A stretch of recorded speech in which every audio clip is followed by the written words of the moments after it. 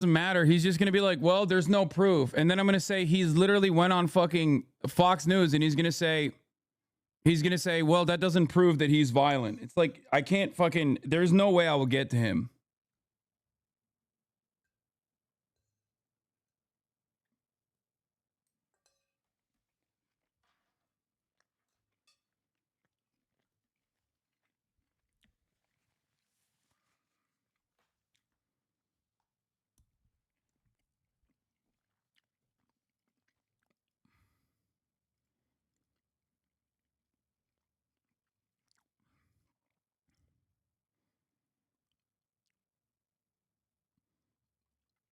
Speaking over Twitter is useless. You got to call it out. I can't.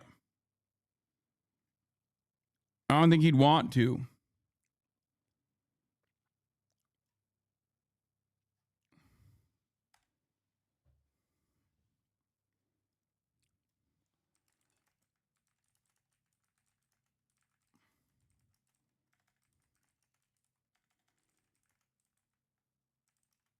A family having a picnic in the grass either.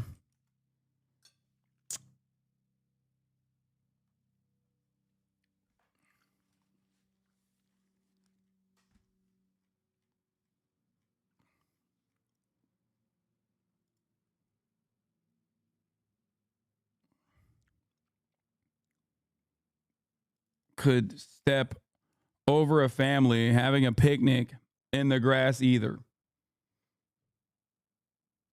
You're a good man for being so charitable with people, but Asmongold's not the type who's going to listen to logic. He's being driven purely by emotion and reaction.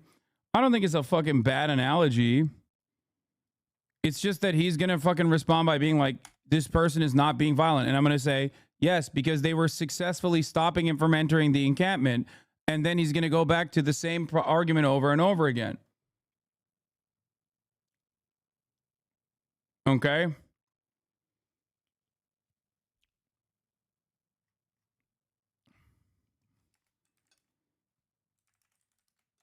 I'm just going to say now you have moved the goalposts to a student should be able to walk wherever they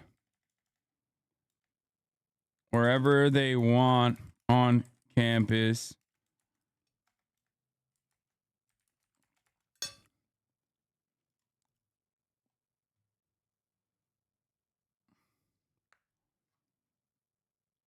Doing violence is necessary. Wait, is to accuse someone of wanting to do violence? Wait, what? Doing violence is not necessary to accuse someone of wanting to do violence? Where is the violence?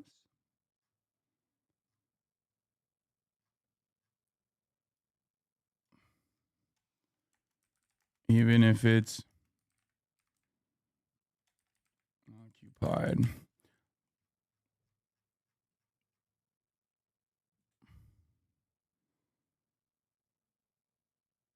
Even if it's preoccupied.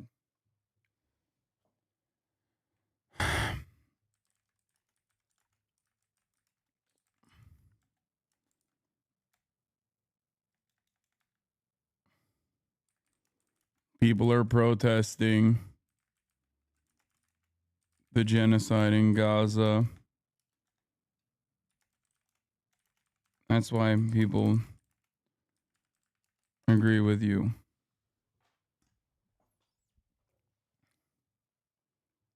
That's it. Brother, your earlier point was that students are being blocked from going to classes. Now you have moved the goalpost to a student should be able to walk wherever they want on campus, even if it's preoccupied. People are protesting the genocide in Gaza. That's why people don't agree with you.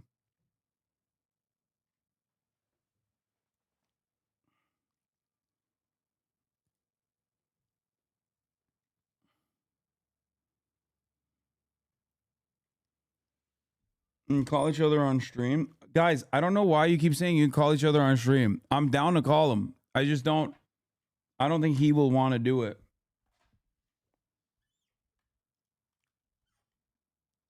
Okay? If you want to talk about it, I'm down, but if not, no big deal. I don't want to derail your stream if you're trying to move on. Oh, yes, I would love to talk to you. Yeah, that'd be great.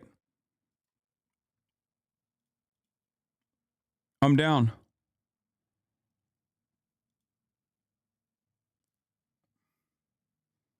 Then stop tweeting back and forth. Let's go.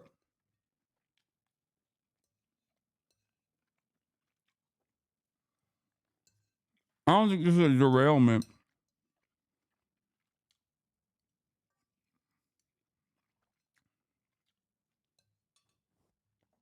I gotta finish all this food. I think we're friends on Discord. We are.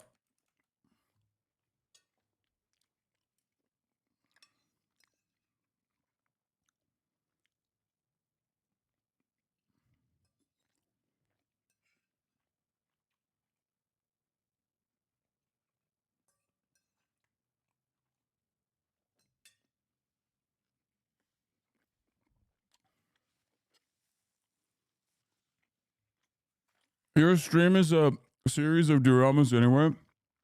I agree. My stream is mostly derailments. Hello. You want to turn on your camera? Oh, fuck. I'm in bed. Is my mic good? If it's not, I can get back on my computer. Yeah, your microphone's fine. Okay. Yeah, no, I'm chilling, man. So, let me see if I can do a Discord bubble or some. Oh, okay. There it is. It worked. Okay, cool. Yeah, sorry, I can't really quite see because I'm like not even at my computer right now. It's all good. But yeah, I didn't want to derail your stream or anything or like interrupt it. Like, no, not at all. My stream is a sequence of endless derailments in general, so yeah, so is mine. Yeah, I mean, like, so I see what you're saying, kind of with like the guy entering the encampment, but I think that it's kind of problematic if people just get into a university and build like an area and tell people they can't go inside that area. And also, like in the video, it's hard for me to know whether they're really stopping them from the encampment. Because, like, I mean, and you know, you can look at it from my perspective because you look at that video and it doesn't seem like there's an encampment behind those people. Yeah, they framed it in a way specifically so that it would invoke that response from people that are unfamiliar. So you think that like basically they filmed it from a direction where there aren't. It's not that I think. I know. I was there. Oh no! When did you go there? I went there 3 days ago, I think, and he was there actually even that day as well. He's been there every single day. So he's one of these broccoli-haired Zoomers that runs around and is like trying to use American foreign policy and active conflict to basically make TikTok clout for himself. He's also worked with groups like Stand With Us, which is a group that directly gets funding from the Israeli government. So like he has worked with the Israeli government to do propaganda already. But I'm sure this is a great career opportunity for him. That's why he's been on Fox News. There's videos of him like trying to debate and agitate teachers that are near the encampment.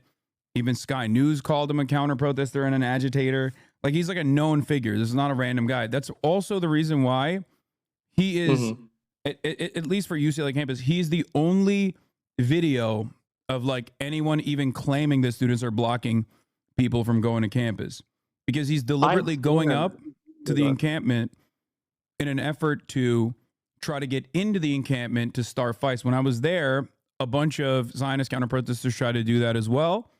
And the students were incredibly well organized, and they just set up a human chain to like, they don't even like physically apprehend or remove people. They basically just body block them as though they're having a picnic. Oh yeah, no, I saw that, and I think it was like 2 nights ago, not last night whenever all this stuff got removed, but the night before. I mean, it was pretty obvious that like the Israeli or like Zionist or anti-Palestinian ones were the aggressors, and I think that that's a bad thing. I mean, I don't think that the guy is in the wrong though for being a counter protester or even for being an agitator. Really, it depends on how you define the word, because I mean, that's his freedom of speech, and I feel like that's what's fair, in the same way that it's fair for those other people to go and protest for Palestine. Yeah, but the difference is first of all, bear mace or mace in general is illegal to bring to protest, and he's like flashing it. There's another video of the students. Literally, he walks up to them when they're gearing up for the cops to show up. Yeah. And the students say, "We are peaceful. We're peacefully protesting against the Israeli genocide here. Like, we see your bear mace. Like, please, you're making us feel unsafe." And he actually literally does not have a right to have that on him. And yet, that on that very same night, last night, he was over there dabbing it up with the cops and shit. The cops obviously don't give a shit about the pro-Palestinian encampment, especially because 2 nights prior, at this point, when the counter-protesters actually tried to enter the encampment, they came with weapons, they came with fireworks, they came with skunk spray, they came with bear mace. That was like the day that, because they were chanting the "Where were you?" Was this the "Where were you" moment? I don't know what do you mean, where were you moment? Oh, yeah, I guess you were sleeping. Like last night, whenever it happened, like a lot of the protesters were like chanting at the cops. Oh, they were saying like, "Where were you?" Yeah, okay. So like we're talking about the same thing, right? So the night prior, the reason why they were chanting "Where were you" last night to the cops is probably because the night prior, Zionist counter-protesters actually stormed the camp and beat the shit out of some of the Palestinian students, or pro-Palestinian students, with like wood pallets. I watched it happen. I watched it happen live. It was disgusting. Like I was kind of disappointed that the police didn't arrest any of them. Yeah, the police came. The police actually came. They did. Yeah, and they stood by for 1 hour and 30 minutes in single file line formation while these guys were beating the shit out of, and these guys aren't even students. Like you can see it in the video. They're like, these guys are like adults. They're older. You know what I mean? They're like older than the students too. There's also the protesters that are Palestinians that were identified as being older as well. Yeah, so yeah. It's hard to I know. really I'm saying, No, I'm saying that like a lot of these guys, especially the more violent ones, have already been like identified as not going to UCLA, and they're basically return customers. And they're basically return customers at this point. It was a big point of contention with the students too, because UCLA was like, "Oh, we are going to take administrative action against the counter protesters for being violent," and the students were frustrated with that because they were like, "How the fuck are you going to do anything as an administration to someone who's not a student?" Because a lot of the counter protesters were not students. Like there were known right-wing figures and stuff like that amongst the counter protesters. Anyway, so the reason why the students were frustrated, understandably, is because they've demonstrated great messaging discipline so far. They are very, they're as limited in their disruption as possible. And historically speaking, campus-wide protests such as this one is infinitely more disruptive than what the pro-Palestinian encampment looked like. I mean, we're talking in 1968, they were taking fucking literally students would go in during the civil rights movement with guns and take deans hostage. In 1968 in Colombia, they took a dean hostage for like days. Yeah, I know about that. Yeah, they would literally just like shut off access for a dean from like leaving their room. They'd be like, "No, you're not leaving." So historically speaking, people on the right side of history that we understand were on the right side of history have taken way more radical and way more disruptive approaches to protest. So all things considered, both in the Columbia University, where they overtook Hamilton Hall again, just like they had done time and time again at Columbia specifically. That hall has a historical significance for student protesters. And also especially at UCLA, where the encampment was like not even remotely disruptive, simply just taking on this massive lawn space where there's a lot of demonstrations usually, and building putting tents around it and trying to protect the tents from people coming in and fucking it up. There are videos of counter protesters breaking into the encampment in spite of the human wall, the human shield, the human chain that they create. And as soon as they get in, they start fucking throwing hooks, throwing bows, stealing people's fucking tents, trying to like shit on, like trying to break the tents apart and stuff. So that's the reason why they don't want to let in random people to protect the students, because they know the university won't do that. As demonstrated by the fact that they didn't do that when the counter protesters came and the cops literally stood idly by. I do think that like whenever I watched it live, there was like crazy fucking violence, and then once the cops showed up, even whenever they were in that line, the violence went down by like 95%. But I think that you're totally right that the counter protesters were like the agitators. They 100% were, and they were being violent. And to me, it was disappointing that I think the police didn't arrest more of them because it was pretty obvious that the pro-Palestinian ones were the ones that were the victims in that situation. Yeah, but they ended up Um, arresting only the Palestinian, like the pro-Palestinian side. And the night it seemed prior, that way to me. they didn't actually engage with the counter protesters Yeah. until until they were setting off fireworks and launching them directly in the encampment. So the question is, why are they picking a side? Because they've arrested hundreds of students, both at You mean why Columbia are the University, police both in picking a side? CCNY. What's up? You mean why are the police picking a side? The police are picking a side, and it's not the side that is the violent side in this situation. It's the side that's peacefully demonstrating. In my opinion, a direct violation of First Amendment rights. I don't even personally believe that protesters are supposed to, like, protests are going to be disruptive. Some of those protest movements you might not agree with, or the taxes you might not agree with. But ultimately, the way I look at it is they were the perfect victims in this situation, even though I don't expect them to be perfect victims. And yet, even after all of that, they were still met with violent suppression, violent free speech suppression from the state. I don't know if it's really free speech suppression, right? Because they're not really getting arrested for protesting. They're getting arrested for putting a bunch of tents on the campus whenever the campus tells them to leave. Yeah, I mean, the police nobody ever gets for arrested for protesting. That's just that's not a thing. Well, that's what I'm saying. Everybody always, when states like in Russia or in China or whatever, when people are like getting arrested for protesting, the state of course makes up like another reason for it there as well. They'll be like, oh, trespassing, you know what I mean, obstructing. But do you think that's unreasonable? Do I think that arresting someone for protesting peacefully is unreasonable? Yes. Well, do I think that, I mean, I think a better question is that if you own a property, like, should you have the autonomy to decide who's on that property? Well, in this circumstance, it's literally public property because it's UCLA. UCLA is a public school too, so that ultimately changes the dynamic a lot. It depends on what the property is, though. There's like private property, like someone's house, right? I don't think that people should come to your house and protest it at your house. Like is very different, like disrupting your life, and violating your privacy and safety, versus protesting in the middle of a public space at the school that you pay tuition to is perfectly valid, in my opinion. Well, everybody else pays tuition too. I think it's kind of unfair if, for example, some people that pay tuition are locking other people out that are also paying tuition from the same services that they're both paying for. So you bring up a good point, right? Like you're saying this person also pays tuition. He should be able to go to any space he wants to, any place he wants to on campus, which is correct. I mean, like, I'm sure there's a few exceptions, but yeah, generally.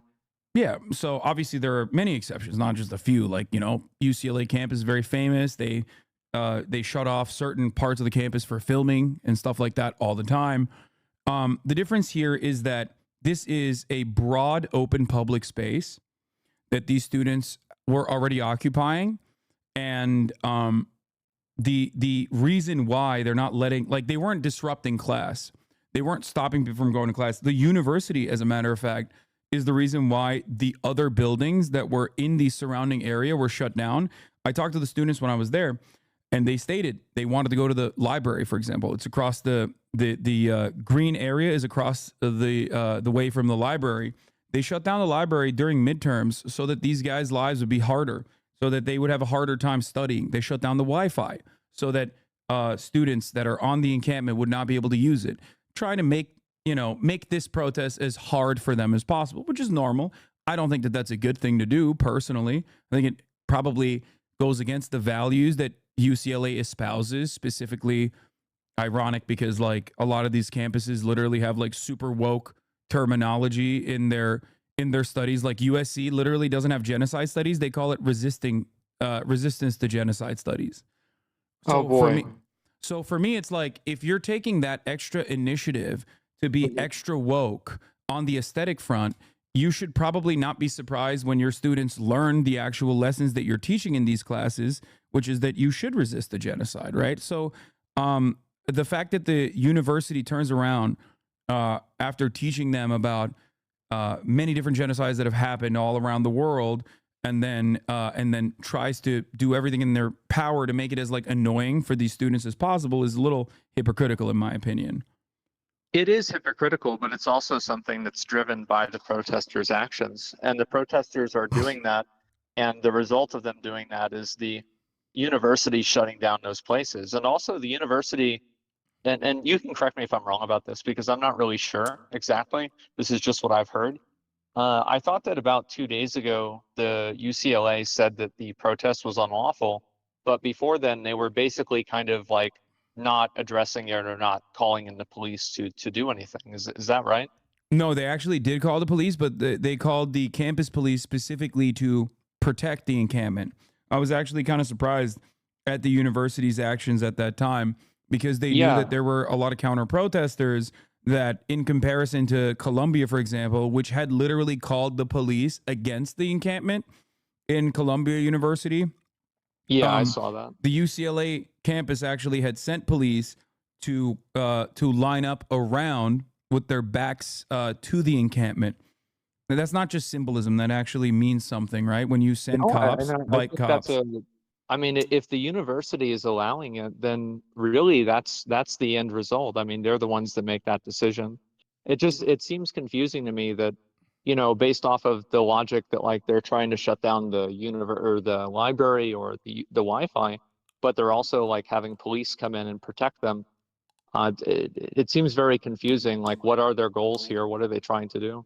Well, ultimately, their goal is to get the students to shut the fuck up and go away and stop bothering the administration to make these moves about divestment. I don't know if you're familiar with the goals of the student protests were, and every campus is different, but like specifically the UCLA one I can speak to is the divest. Yeah, it's the divest from UCLA. The UC system across the board is a massive endowment, and that endowment basically works like a mutual fund. And they're investing in a lot of corporations, and the students want to have financial transparency in what corporations the university endowments are going to, like what corporations they're investing in, which is perfectly valid, perfectly reasonable demands to make.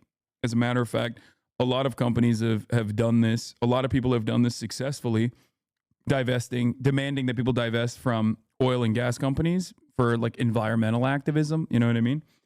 Oh yeah, it's been going on a lot. And just for the record, like I totally support them protesting against that. Even if I agree or disagree with it, it's their right to protest against that.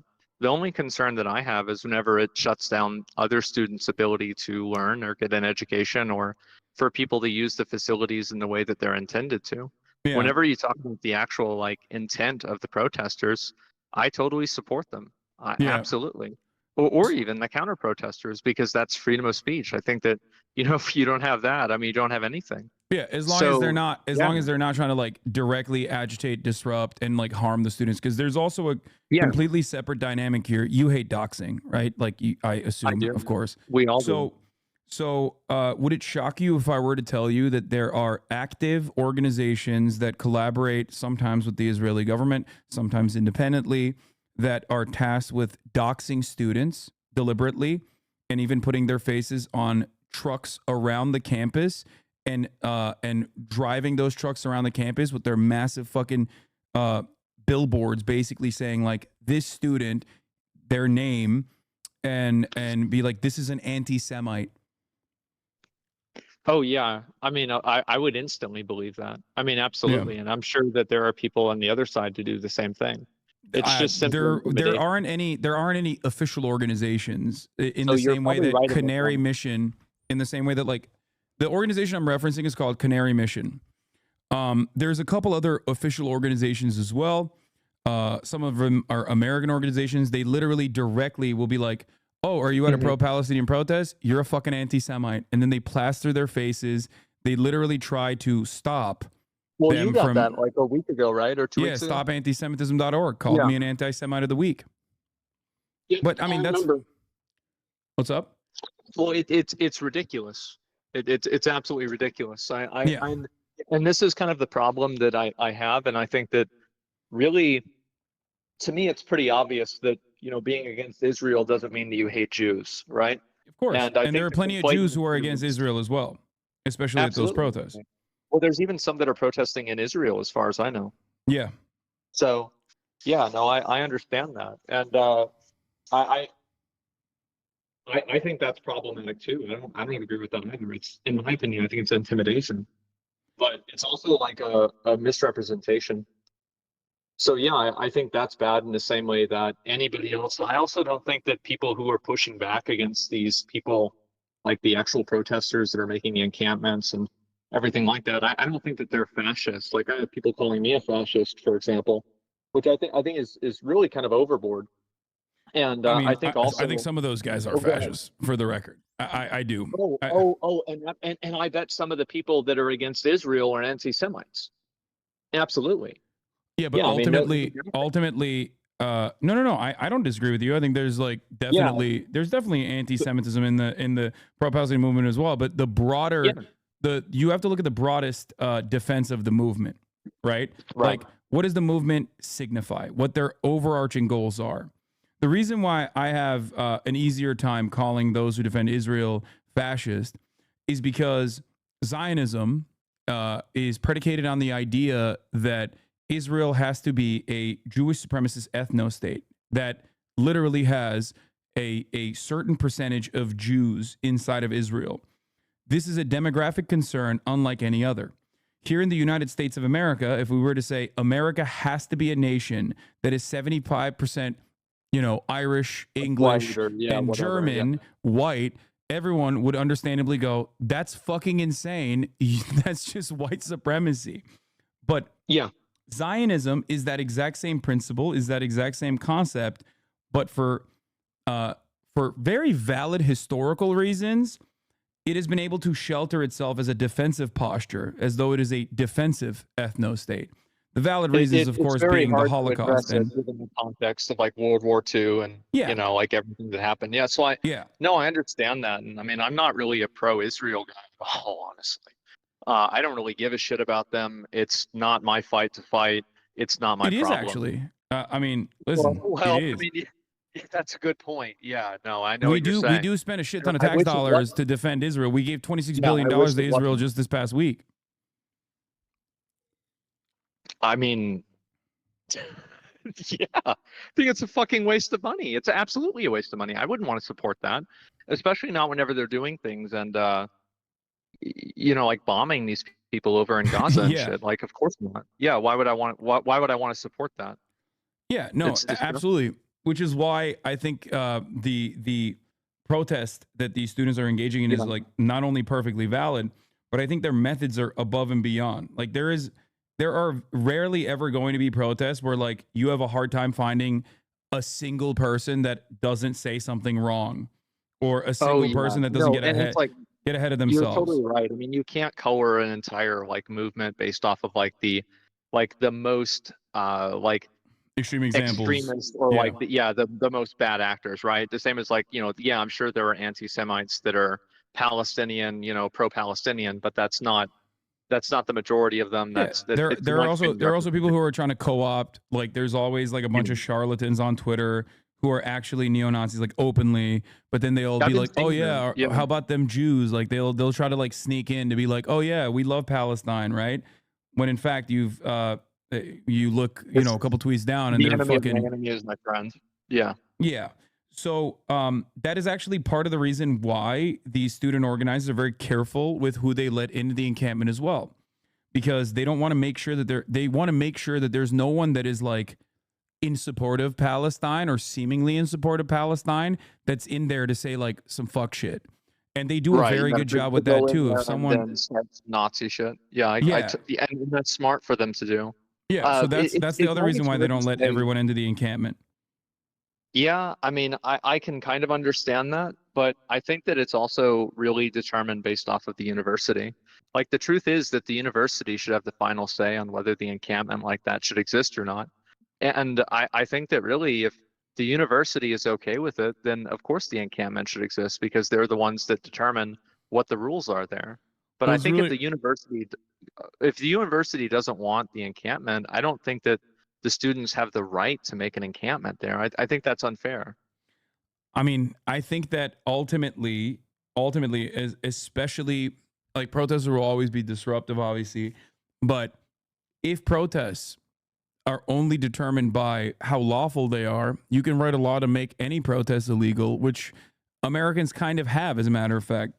I don't know if it How would do you shock figure you that to out? find out if I were to tell you that in your state, in Texas, if you want to Yeah. work for the Texas state, if you want to work for the city, you have to actually sign a law that says you will never engage in boycotting or demanding divestment or demanding sanctions on the state of Israel.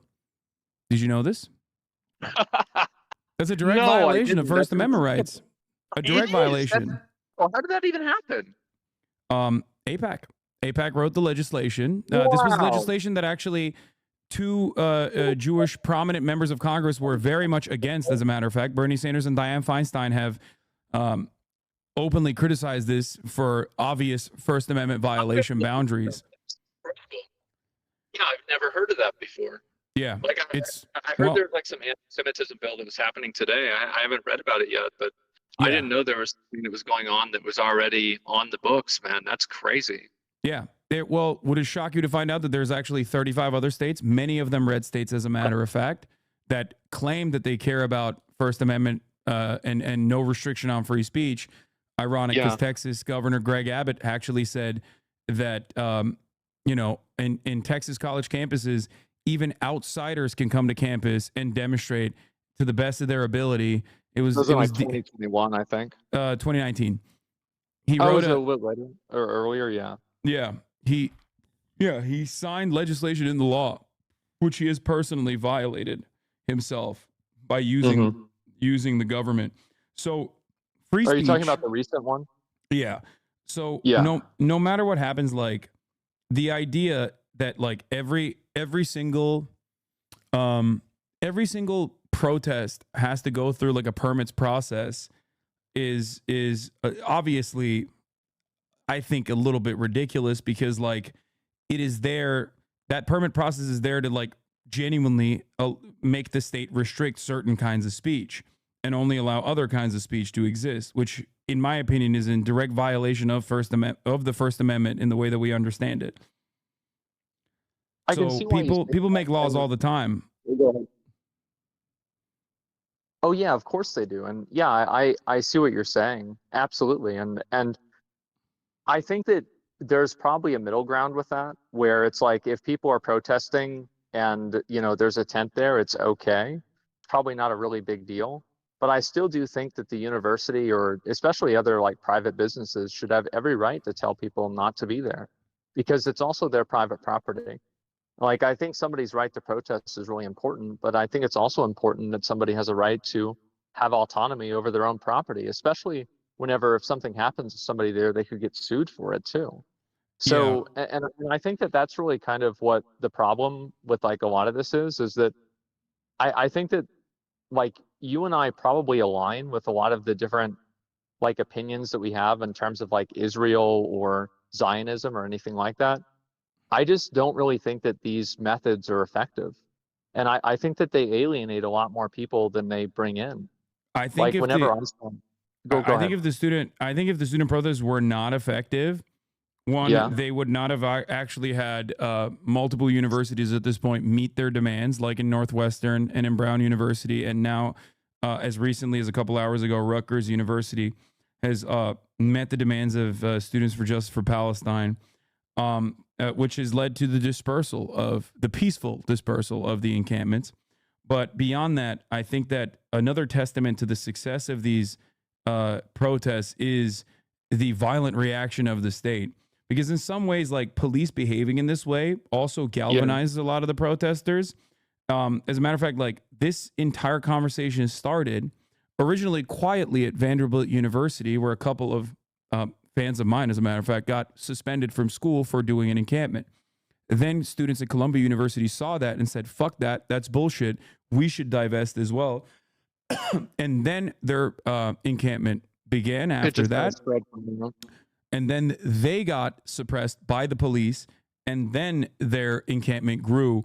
And now this is in almost every single state, with the exception of, I think, like 10 at this point, and also happening globally, as a matter of fact. So in a way, they were profoundly successful. So successful that you know a lot more. You know a lot more about this than I do. So I'm kind of curious. So you're talking about like how Brown University and a lot of these other universities successfully, the students have had their demands met. And so whenever you say that, oh, okay. Well, the ones that have, did they ever like have the police remove the encampments? Because No. like I think if the university is allowing it to happen, then I feel like the protest is totally justified.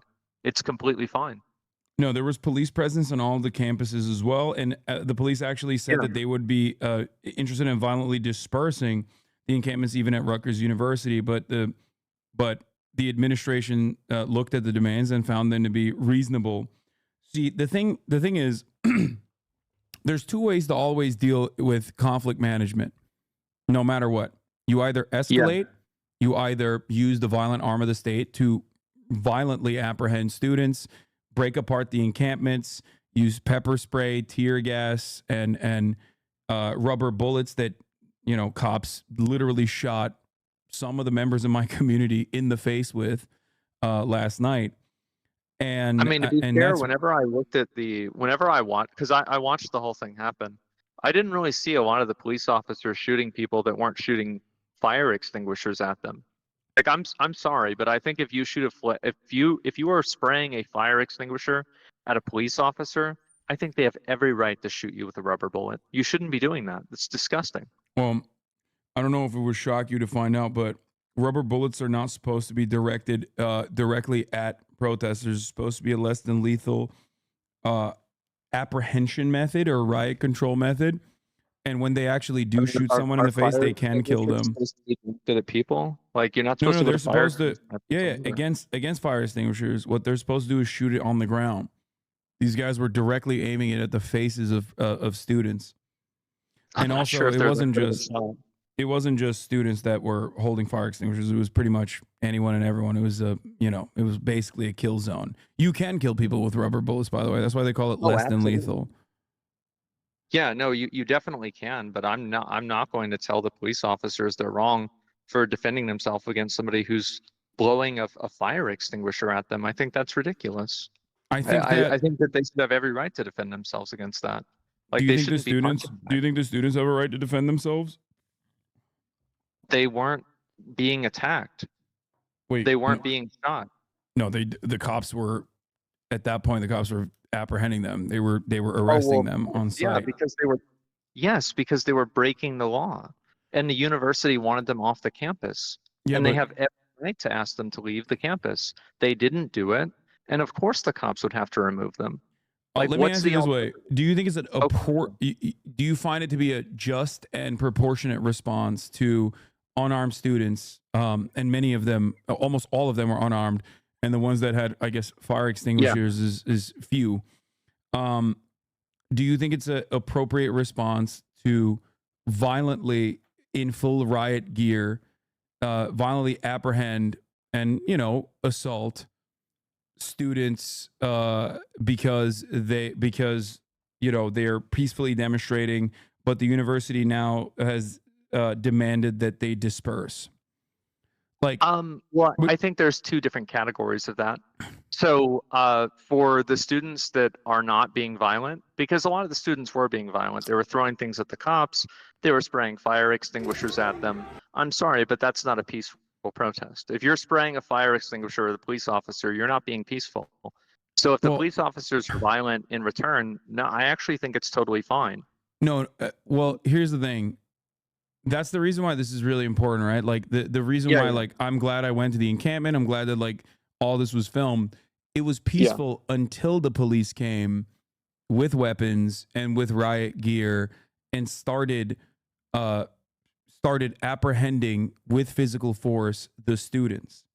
If you look at the visuals from before the police officers actually came onto campus, it was actually quite peaceful. People are dancing, people are singing, people are eating food and chilling overall. It's actually the university that, and this is what many students are saying as well, Yeah. both at Columbia University, even students who might not have agreed with the overall cause of the protests now now feel that the university has left them out and left their and compromised their safety personally by bringing outsiders, specifically cops, to come in and violently apprehend students who weren't doing anything, who weren't harming anyone, who were simply demanding in the most peaceful way they possibly can, like literally, that the university divest from Yeah. a violent state that they are funding and facilitating. I get that. I also totally disagree with it. I think the university should have every right to decide who is and isn't on their property. And I think in the instances that you were giving me an example of earlier, like Brown, I think that Brown didn't ask the police to come in and Brown allowed those protests to happen. And I think that's totally fine. But if the university doesn't want those people there, I think that at a certain point, they have every right to have the police come in and remove them. And the truth is that I don't think that the police were overly violent to a lot of those people. I No, really don't. I mean there's a lot of visuals of people like bleeding profusely from the head, of course there either are, but due to there's getting hit in the visuals. head, but that's violence, right? Like that's Well, I it's just violence because it is like there's no other. So here's an interesting question, right? So like, what would you propose as an alternative to that? Like, how oh would you solve this is great instead of having police? Yeah, go great ahead. question. So my solution to this would be exactly what Brown and all of these other campuses did, which is to allow the protest to continue and also meet the demands to the best of your ability and take an honest negotiation effort with the students, because ultimately if you believe personally that these students are in the right, and it seems like you specifically do think that these students I are think they have every right making to protest. just demands, Yeah, they are. right? They have every right to protest. And Yeah. like for example, like at UT here, like we had a lot of protests, and it was very disappointing for me to see a lot of people in my chat and just in the community in general that were celebrating whenever the police were coming in and removing them, because these people were not being violent. They weren't breaking the law. They were just protesting, and I completely support that. Yeah, but until the university decides that they can't, is what you're saying Right. for UCLA. Yeah. So That's my perspective.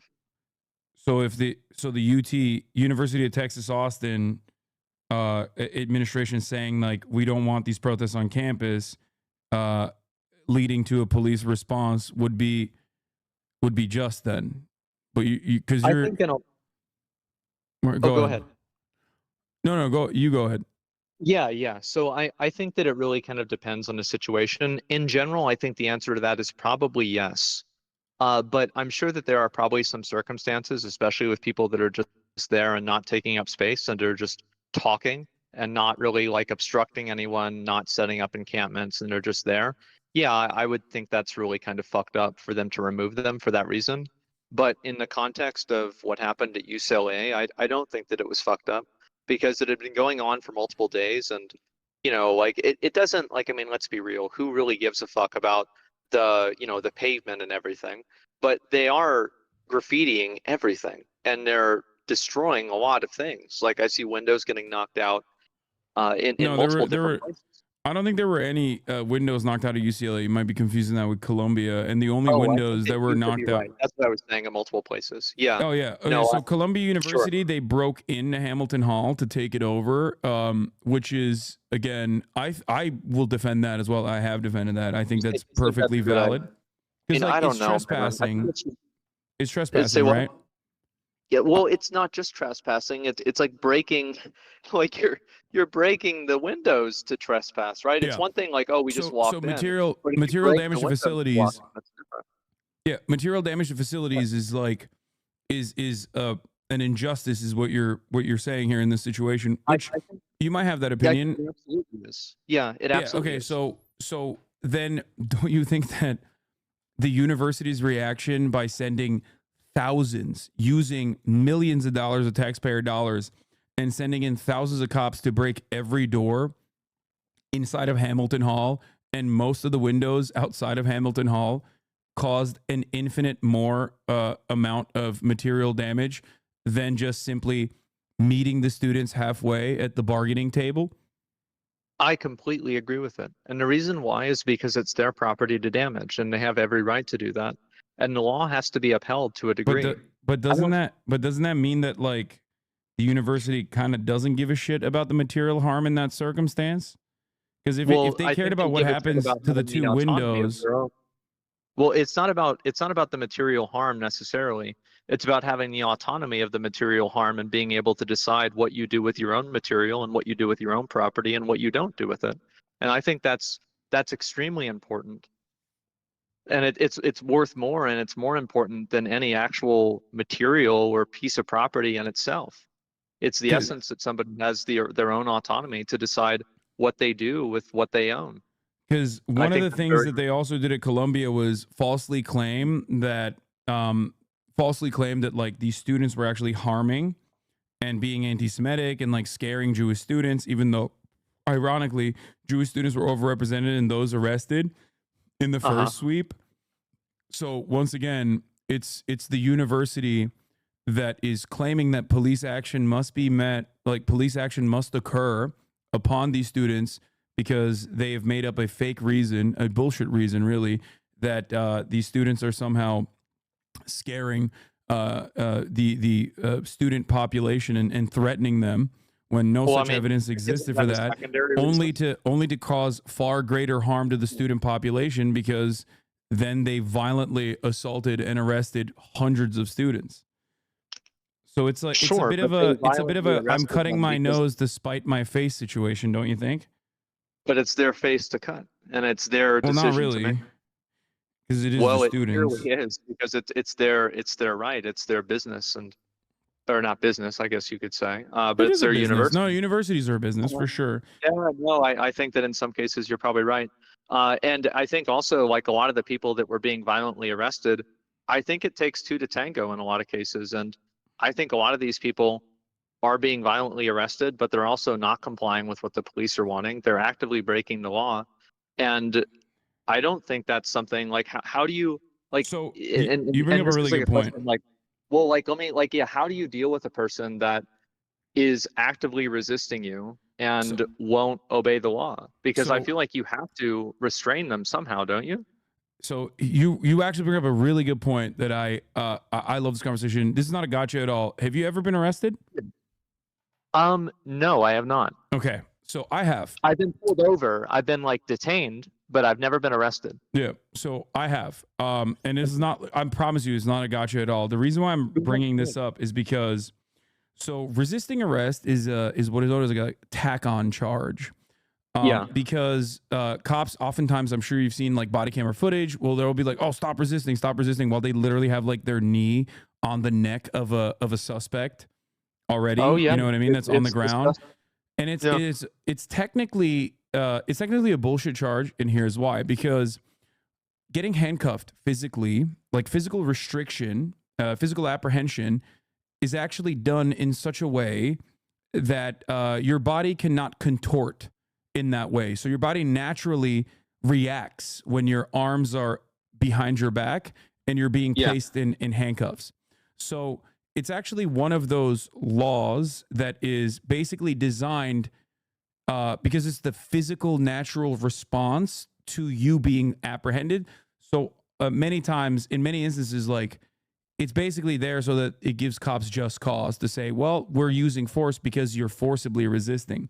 When in fact, many people who are being arrested in a lot of circumstances are not physically, like directly, violently trying to resist in the way that you and I would understand it, like, you know, punching a cop or you know what I mean? Like, or like not complying. Yeah. But in many circumstances, there actually are simply trying to comply. In many body camera footage, we see that too, where they're like, I'm not resisting. And they just keep saying, stop resisting. It's because your body is physically moving in that way naturally. It's built, it's designed in a way to just add on to the charges to justify after the fact, once you have decided to apprehend someone physically. And you're saying this is what's happening whenever you get handcuffed? Yeah, 100%. Well, And what do you think about another like, charge yeah, that what do you they're think using in about UCLA. instances of resisting though, right? What- Because what- like, I think that there are a lot of instances where somebody is resisting arrest and it's not because of a body contortion reason. They're running away from police or trying to push them away. I mean, you can't have that. I mean, I'll grant you the handcuff thing, sure. I So- mean, I think that there are a lot of cases where like cops are unnecessarily violent and they escalate the situation in a way that they shouldn't. And I think that's bad. Absolutely. I'll But, give you I mean, another perspective that is also even crazier than that. Are you ready for this? It's going to blow your fucking mind. In Germany, it is technically not illegal to try to escape prison. Did you know this? No, I didn't know that. Because under the German understanding of human law, they believe that obviously all men want freedom. So it is a perfectly natural and perfectly valid response to being apprehended and being put in prison. So technically, when you do try to escape prison in Germany, if you do actually escape prison in Germany, the only charges they will add on is if you are escaping with the state's clothes. Like if you're wearing prisoner garb, they will say effectively stealing. Yeah, like in America, if you obviously try to escape prison, like that's a charge in and of itself. In Germany, they don't even have that. They don't consider that to be an additional offense to add on to your record, because they consider that to be the natural predisposition of humans, that they want to be free. It's just the reason why I brought it up is because like a lot of laws are designed around the culture and whatever our material conditions are, whatever we want the criminal justice system to do. And that is precisely the reason why the application of like things such as trespassing or things such as like lawful dispersal are oftentimes simply charges that we've created so the state can suppress free speech without, saying we are doing this because we don't like what you're saying. But that doesn't change the reality that it's a bullshit charge, a tack-on charge, or a charge that they're using specifically to actually violently suppress free speech. I don't agree with that. I don't, because like there are a lot of instances where they're trying to arrest somebody and the person is actively trying to fight them and stop them from arresting them. Like, how can you have a world where that's acceptable? Like, wouldn't that massively endanger the lives of every single police officer? It depends on which country we're talking about, I guess. But well, like in the US, right? I mean, like, yeah, I mean, whatever Germany does is what they're going to do. But it's like I can't see a world where being able to resist arrest is like not going to lead to massive risks of violence against police officers. It's the application of the law. I think that there should be probably a higher standard for things such as this, because obviously, like, as long as it's not violent, as long as it's not like genuinely causing harm to others, I think that a trespass law in this situation, especially because it is public land, trespass in this circumstance is, in my opinion, not meeting the standard of violent state apprehension. If it was something else, if these students were like beating the shit randomly out of like students that are walking around, then, well, you have a specific charge for that, right?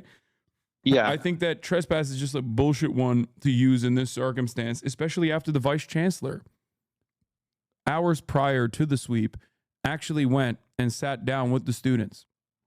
And in Are you talking about in UCLA? Yeah.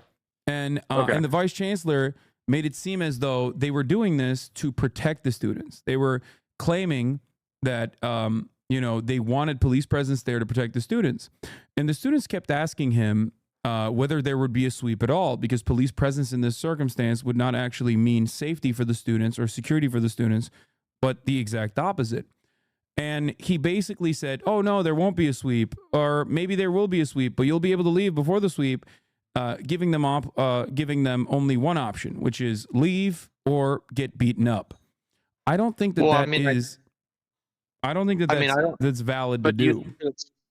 I think it kind of is in a lot of circumstances. And the reason why is because the alternative to that is that you are effectively holding the university hostage. And I don't think that's fair. But they're either. not. Wait, Well, what do you they mean kind by of that? are. Whenever they're saying we won't leave until you do what we want, and then you can't make them leave, they are effectively holding the space hostage, are they not? I mean, the spaces they're occupying is marginal. They could even hold an actual space hostage, I guess, like if they were to go inside of a building and set up Yeah. barricades and whatnot. And at which point, what I care about is what their goals are, right? Because all matter of protest is inevitably going to be disruptive. This one wasn't. That's why I think it's like truly unconscionable, the reaction from the university.